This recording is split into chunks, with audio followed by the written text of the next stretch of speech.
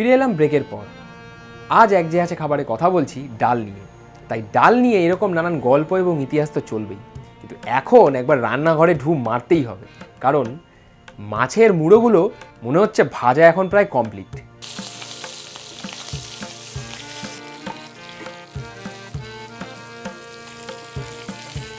মাছের মাথাটা ভালো করে ভেজে নিয়েছি, এবার তুলে রাখবো।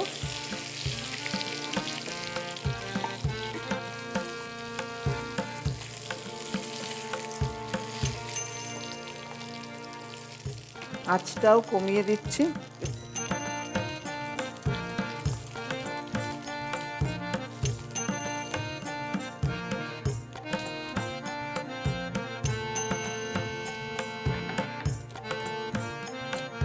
এবার তেলের মধ্যে তেজপাতা, শুকনো লঙ্কা, মৌরি, জিরে ও সামান্য পেঁয়াজ বাটা দিয়ে দিচ্ছি।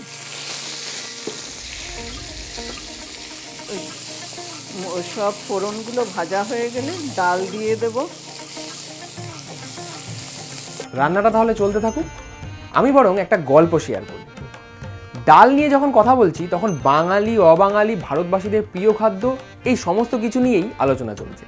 কিন্তু এই ডালের মাহাত্ম্য কিন্তু শুধু ভারতবর্ষের মধ্যে আটকে নেই, বরং পৌঁছে গেছে একেবারে বিশ্বের দরবারে। প্রত্যেক বছর ঠিক 10ই ফেব্রুয়ারি এই দিনটিকে বিশ্ব ডাল দিবস হিসেবে পালন করা হয়।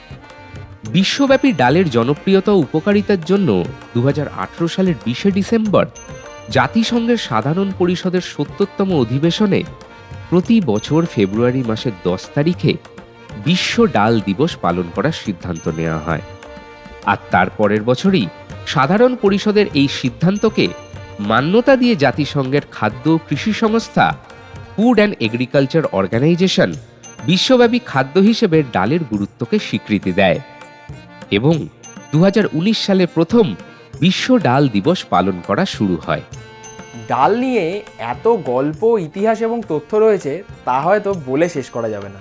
তবে ওদিকে মনে হয় ময়মনসিংহের স্পেশাল ডাল প্রায় তৈরি হয়ে এসছে।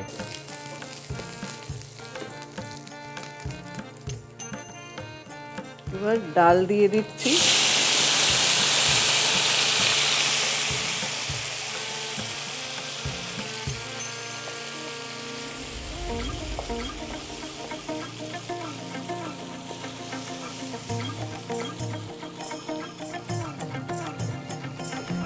জল দিয়ে দিচ্ছি।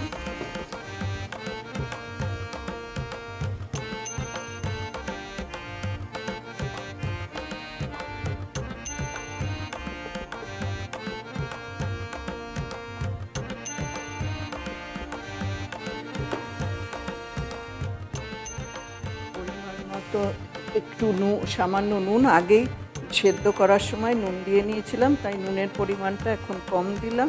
সঙ্গে চিনি দিলাম, একটু হলুদ,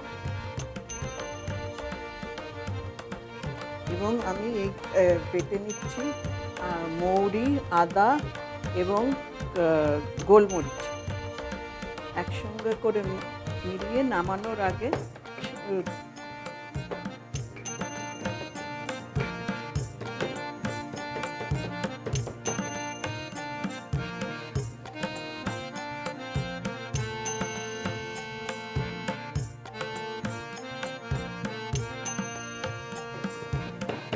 মৌরি, আদা বেটে নিলাম, আদা এবং সামান্য গোলমরিচ সঙ্গে দিয়ে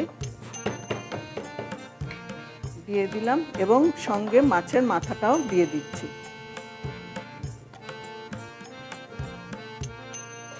আমাদের মাছের মাথা দিয়ে বিউলির ডাল রান্না মোটামুটি শেষ হয়ে গেল।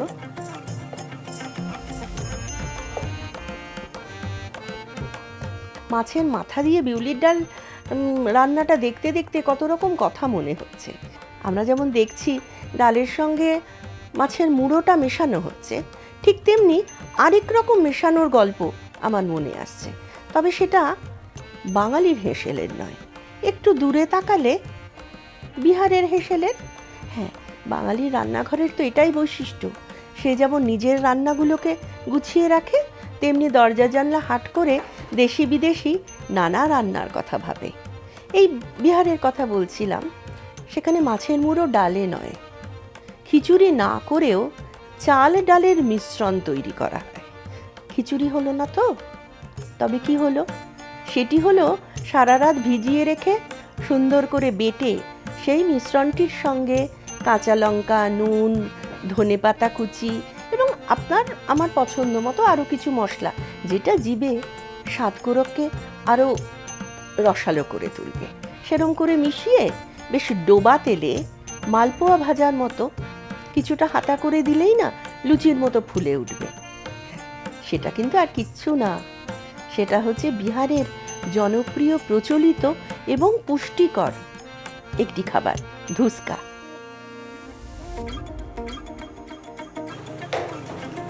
দেখবেন খেতে ভালোই হয়, ভাতের গরম গরম ভাতের সঙ্গে ভালোই লাগে। পূর্ববঙ্গের মানুষরা খুব ভালোবেসে এই রান্না খায়, ডালটা খায়।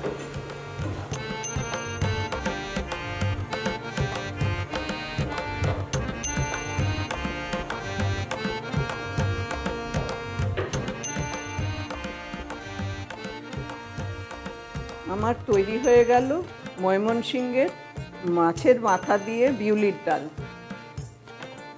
আপনারাও ঘরে একবার চেষ্টা করে দেখবেন, গরম গরম ভাতের সঙ্গে ভালোই লাগে।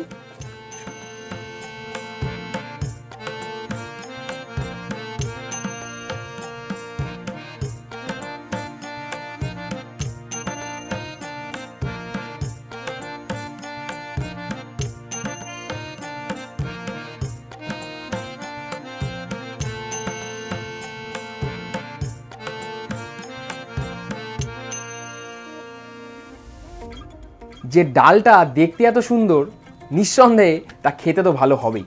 আর এই ডালের সঙ্গে জড়িয়ে আছে সেই ময়মনসিংহের স্পেশাল ডাল নামটা, নামেও ভারী, দেখতেও ভারী। তাহলে আর দেরি কিসের? বাড়িতে বানিয়ে ফেলুন ময়মনসিংহের এই স্পেশাল ডাল। আর এই ডালটা বানানো কিন্তু খুব একটা শক্ত নয়। দিদি রেসিপি শেয়ার করলো, আর আমি শেয়ার করলাম এই ডাল নিয়ে আরও নানান গল্প। তবে আজকে কিন্তু সময় একেবারে শেষ। দেখা হবে আগামী পর্বে নতুন কোনো খাবারের গল্প নিয়ে।